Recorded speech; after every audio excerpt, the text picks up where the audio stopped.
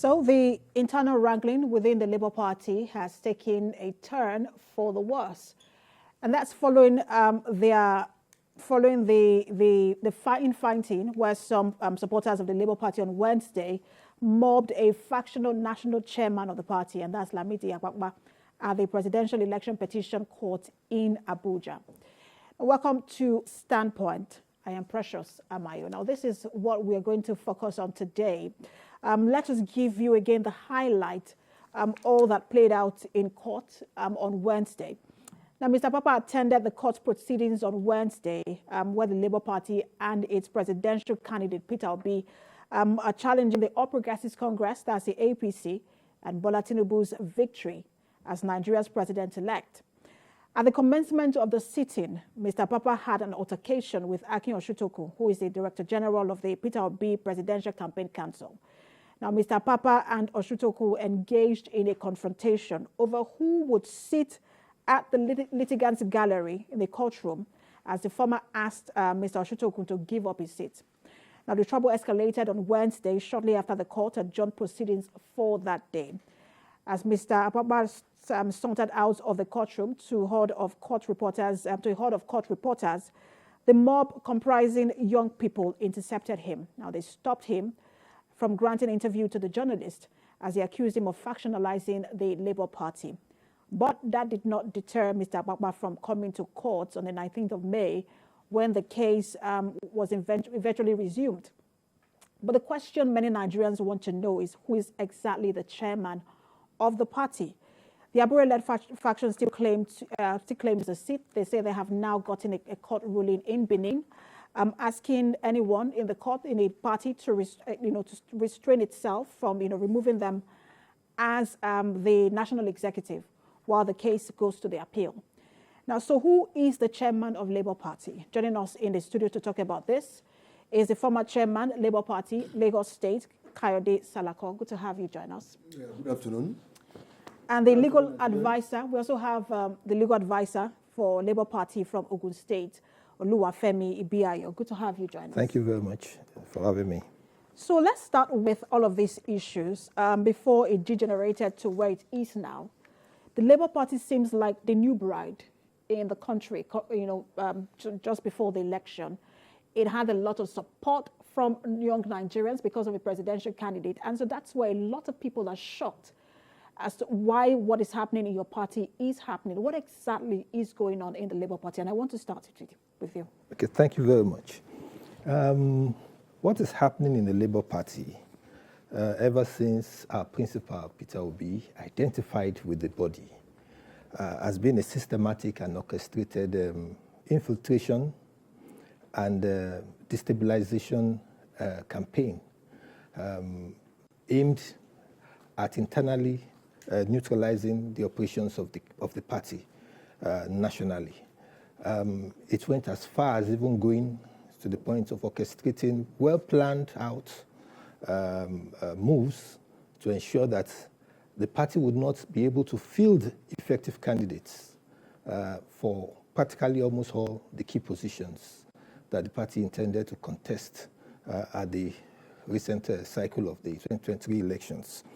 And so it was not, although initially that was to be expected because we were the party to beat, we were the major threat to the old order, and Labour Party being, especially as exemplified by the personality of the leadership quality and capability that is inherent in our principal, Peter Obi.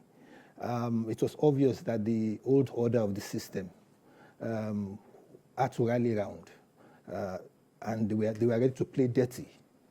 We raised alarms to this when we started to see the first signs of it emanating even right from Ogun State and in a number of other states like in Lagos. And we realized that, look, we would need to do what we could as best as possible to contain the situations. But what we find happening, I must tell you, is not really that internally the party is disorganized. The party is not disorganized. what we just simply have are certain elements. You now have two chairmen and two national executive people who claim, or two different groups claiming to be the National Executive Council of the party. And you say the party is not internally disturbed. There is no faction. Let me be explicitly clear about that. There is no faction in the Labour Party. When you speak of a faction, that necessarily implies that maybe perhaps within the party itself, there are lawfully two positions. You can't have that within the constitutional operational framework of any constituted party, political party. We are creatures of statutes. So our organs, again, are determined and have been brought into being by statutes, which is the Constitution as well as the Electoral Act. So if it's so easy in the case of political parties that you can determine whether this corporate entity has actually exercised its internal organs in one way or the other, because that can easily be deciphered just from a cursory look at its constitution. So when individuals claim they are acting or purporting to act on behalf of the artificial body, which is the statutory body, the party itself, the political party itself, but these actions do not derive from lawful processes, lawful procedures by which this entity itself can lawfully act within the eyes of the law, then you do not have any such situations. Well, let me ask you before I go to Mr. Salako, because I want him to respond to you shortly. But you said that, look, which is something that a lot of your party members have said, those on the Abure camp have always said. They say, look, people have been trying to infiltrate the party. Who are those who have now infiltrated your party and who you say, look, are trying to take over your party since, you rose to national acceptance? Yes, but these facts are clear. They're in commonplace. They are part of, they are actually, issues that have to do with public knowledge in the common space out there. We've had members that have been, bought over. They've been given what you call briefs and undertakings for pecuniary considerations to effect certain things or carry out certain steps within the party to create the illusion in public that the party is in disarray, that its leadership has been ousted, or whatever you may think that will bring some kind of disrepute, particularly to our principal and his aspirations concerning the electoral cycle. So, but these individuals have been well identified. We've taken steps lawfully within the party to neutralize them and in some cases even expel some of them.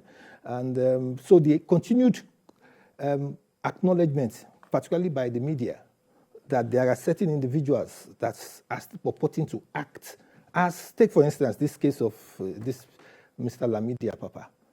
It is clear, he himself, by self-declaration, has made it clear that he was once a deputy national chairman of the party. What is the role of a deputy national chairman of a party? It's simply to assist the national chairman of the party. And he cannot act except there's an absence of that national chairman in carrying out his duties. When you speak of an absence, not removal from office, not a suspension, but a mere fact that, okay, he has to travel, maybe he has some official assignments somewhere and he has to be out of the country or he has to be somewhere. Somebody has to deputize for him and still carry out some basic administration. And that is the whole idea.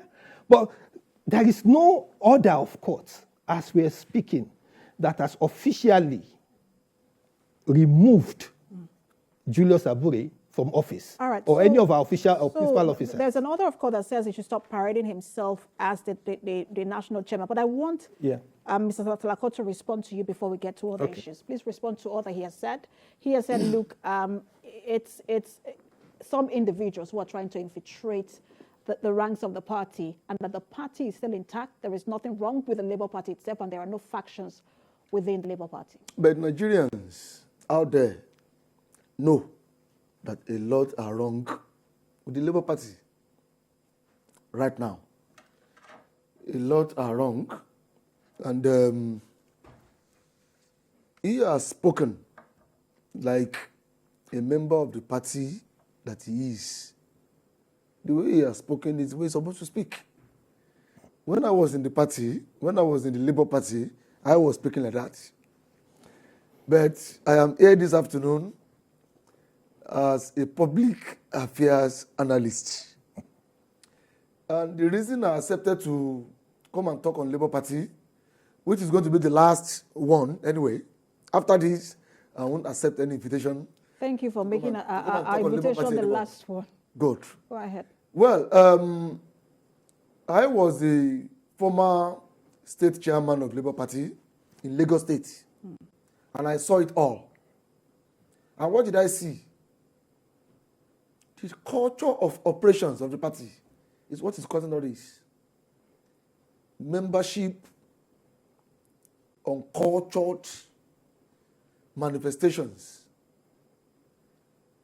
The way a lot of people behave inside that party is the issue. A lot of members are not disciplined. There is no culture of discipline in the operation of the party. He is from Ogun State. He cannot tell me that he doesn't know Arabambi. Arabambi can be called a mole today, but this is a man that has spent over 12 years in Labour Party. And the way Arabambi is operating now, dragging issues with the party now, is who Arabambi has been. He knows.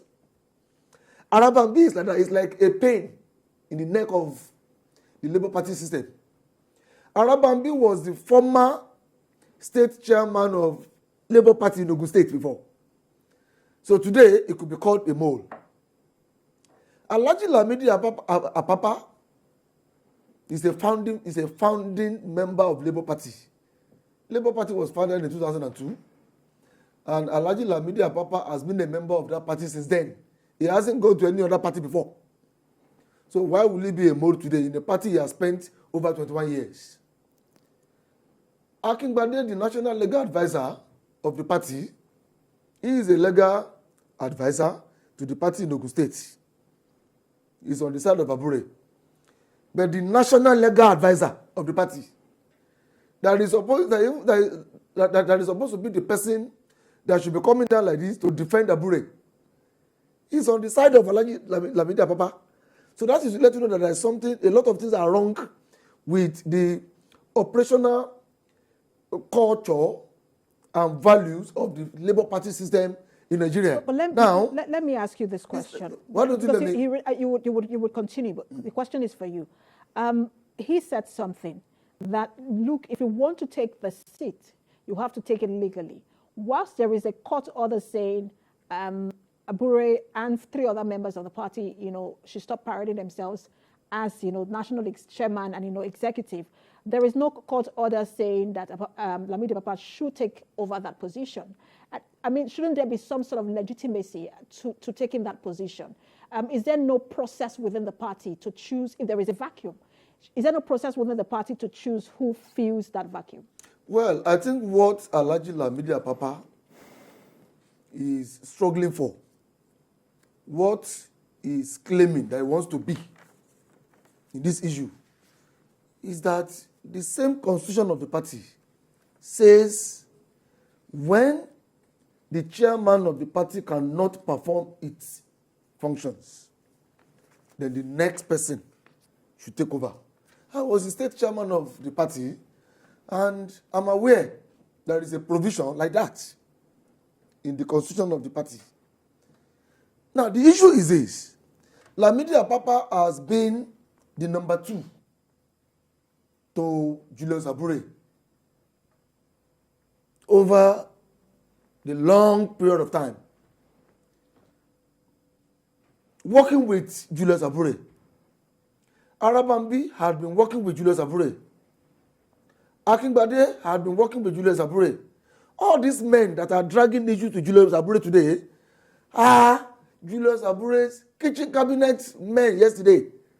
It's men, operational men yesterday. It is because they have issues. That is why all these things are coming up. They are his men. Abure cannot say he doesn't know them. Now, Alhaji Apapa had never come out to drag anything with Julius Abure before. He hadn't done that. When I was the state chairman, Alhaji Lamidi Apapa was the man Julius Abure always, sends to represent him on special duties. When we wanted to conduct the substitution primary election, that brought in Gbadebo Roosevelt as the governorship candidate of the party in Lagos. It is Alhaji Lamidi Apapa Julius Abure sent to lead the team that came to conduct that election. Peter Obi cannot say he doesn't know Alhaji Lamidi Apapa. Julius Abure cannot say he doesn't know him. This man had never struggled with Abure before. But why now? The reason is this. There is an issue among these men. An issue that Julius Abure himself shouldn't have allowed to get to this stage. And that is where reconciliation as a tool in political party management should be a tool. Should be an instrument any good manager of political party shouldn't play with. That is one thing that is lacking in the operations of the Labour Party system in Nigeria. It's like they ate that tool, they hear that tool, reconciliation. This issue is the issue that has to do with a breach of trust between the Lamidi Apapa side. All these men, they were the operation tools of Julius Abure yesterday. They were the ones Julius Abure normally sends to go and carry out some operations for him. Why are they now fighting him today? It has to do with an issue. I haven't heard anything that you is see, of substance my brother, I was a state chairman. I operated with all these people closely. I know them one by one. Let me allow him. Julius Abure should have allowed. He should have allowed the closed door arrangement where he will settle whatever he is having with these guys. All right, but he wants instead to of allowing it to deteriorate to this level. Just a minute. He wants to respond to you because he said, look, he made a statement earlier that he hasn't heard anything of substance he said, but he did talk about the Constitution. He said your Constitution enables Apapa to take the seat if there is a vacuum, and the vacuum that was created by the court. It depends on the circumstance. Let me explain to you. But that's completely false and let wrong. Let him respond. No, that's completely. I have the Constitution here, and it's clear. Like I said, the role of the deputy national chairman is always to assist the national chairman of the party. He's supposed to act. Hold on, please. Of Labour Party with Lamidi Apapa. Hold on, please, if I may. He's supposed to act on instructions of our national chairman. And if the national chairman, for any reason, is administratively absent or needs to... He cannot perform his duties. The Constitution did not say cannot perform his duties. It just says in the absence. If you were to report here for duty today, and for one reason or the other, you couldn't report to the studios today. Can you take that? Yes, that's an absence. So in reality, it says there that the deputy national chairman shall act in the absence of the national chairman. Mm-hmm. So you see, it's clearly a question of simple administrative processes. That provision does not. Hold on, please. That provision, if I may just. If you continue, if the court says stand down, you are no longer parody yourself as the national chairman. Would that not? In the first instance. Would that not amount to absence? In the first instance, it should even be stated, right, that I hear the phrase parading. There is no such statement or no such concept in law. It's often used in the media. Parading. In the eyes of the law, there's no such concept. The Constitution already creates a statutory position known as the chairman of the national chairman of our body, of this body. That is an office that will continue to stand. It's an office of perpetual succession. It's an office that outlives even Julius Abure. And it's perpetual, it will remain in effect because it's a statutory creation of the Electoral Act. So the question of you saying there's an office, somebody parading in that office doesn't. If he is still the substantive chairman, as so long as you cannot show me, hold on. So there is no order. Even even yesterday, the court made a clarification on it. That's another court in Benin. Not the same. I'm even talking of the same Justice Mausu. When he had to start, stay proceedings in view of the fact that actually the appeal against his ruling had been entered at the Court of Appeal in Abuja. And he made it clear, he had to clarify himself because he saw that the press had been misconstruing the issues. I would and he made it clear, if I may finish, he made it clear that he made no pronouncement as regards the appointment of any officer of the Labour Party. He made no pronouncement in his ruling concerning Apapa being appointed as the national chairman of the party, or to even act as acting in an acting capacity. There is no, for you to act in an acting capacity or to even be the national chairman of the party, certain organs of the party itself must be invoked, must be set into process. You see, I keep explaining to people, when we are talking politically, we speak so much about the personalities that are holding these offices. This is a statutory organization created by the Electoral Act. So for it to function, it can only function in accordance with the law. So if you have a situation where an individual who is holding an office and can only be removed at a national convention his position is purportedly being usurped by a third party or by somebody who claims to be a deputy national chairman. On what basis or what provisions of our constitution was that done? Your party will not be the first party to have the national chairman removed by court. Exactly. But our national chairman has not been removed. You see, that's the point. There was no order by Justice Mazu to the effect saying that the chairman of the Labour Party has been removed from office. Please, let's construe the order perfectly well.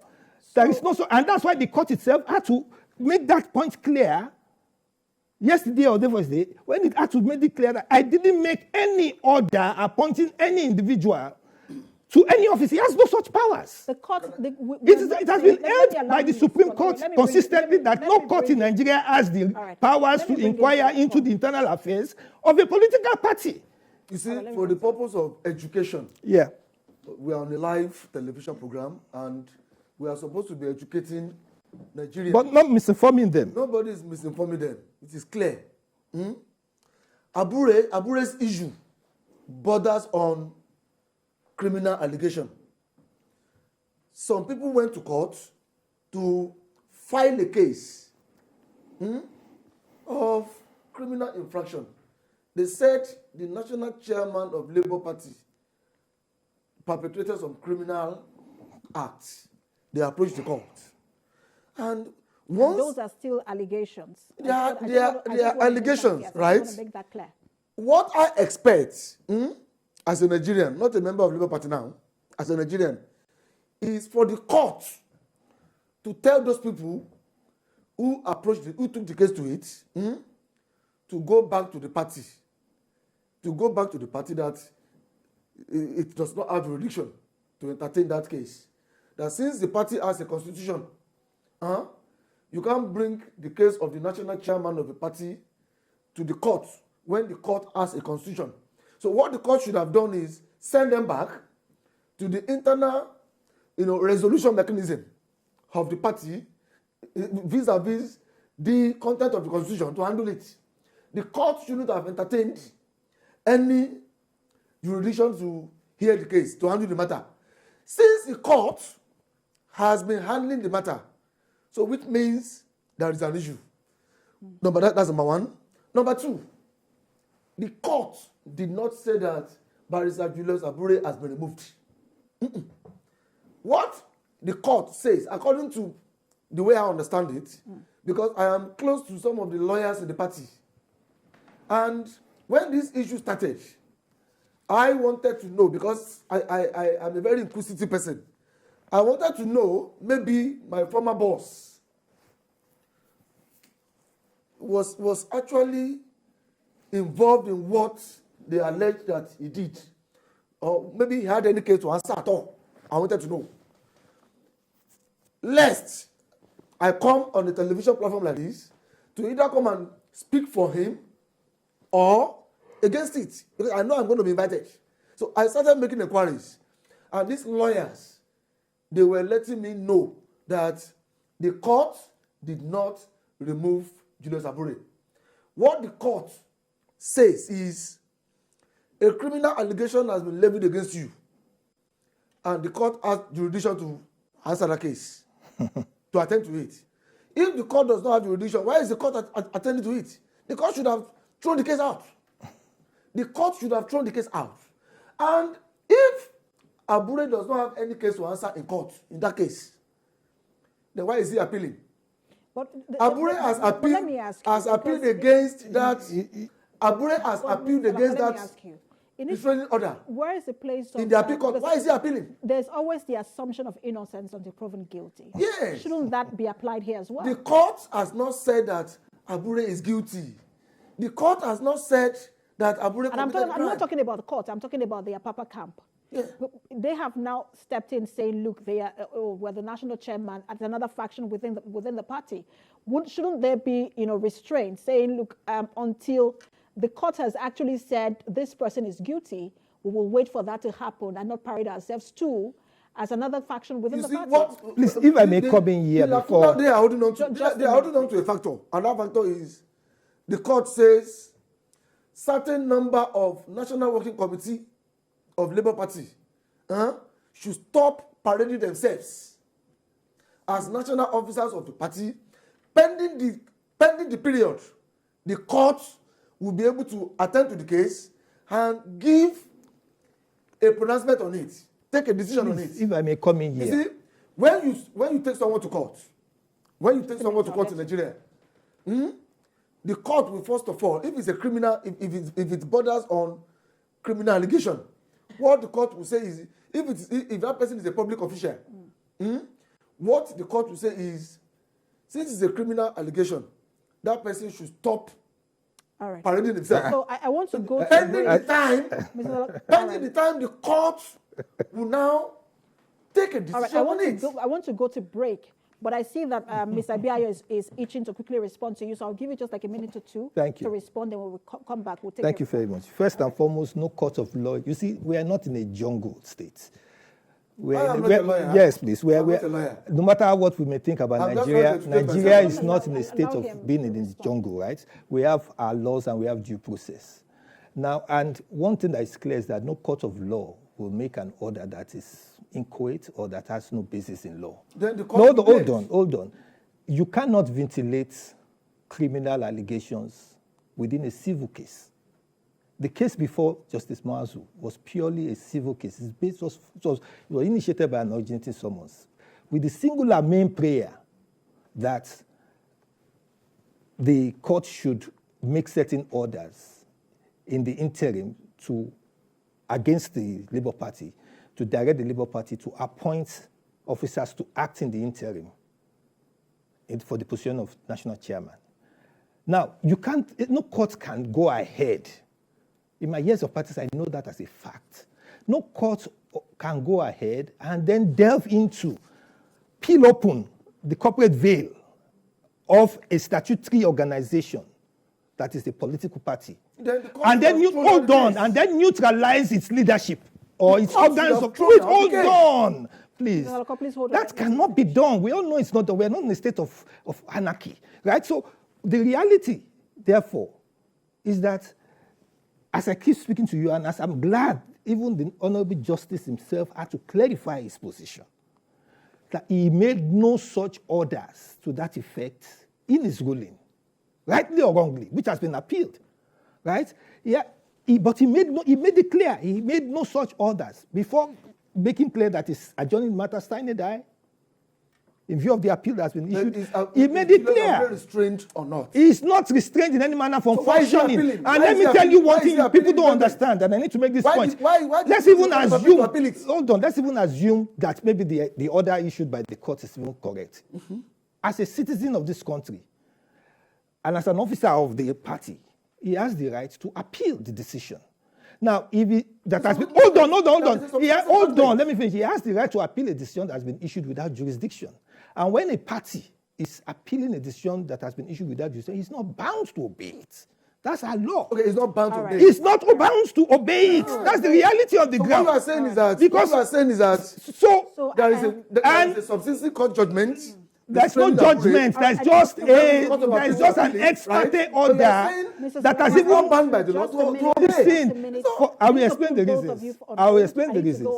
Okay, thank you very much.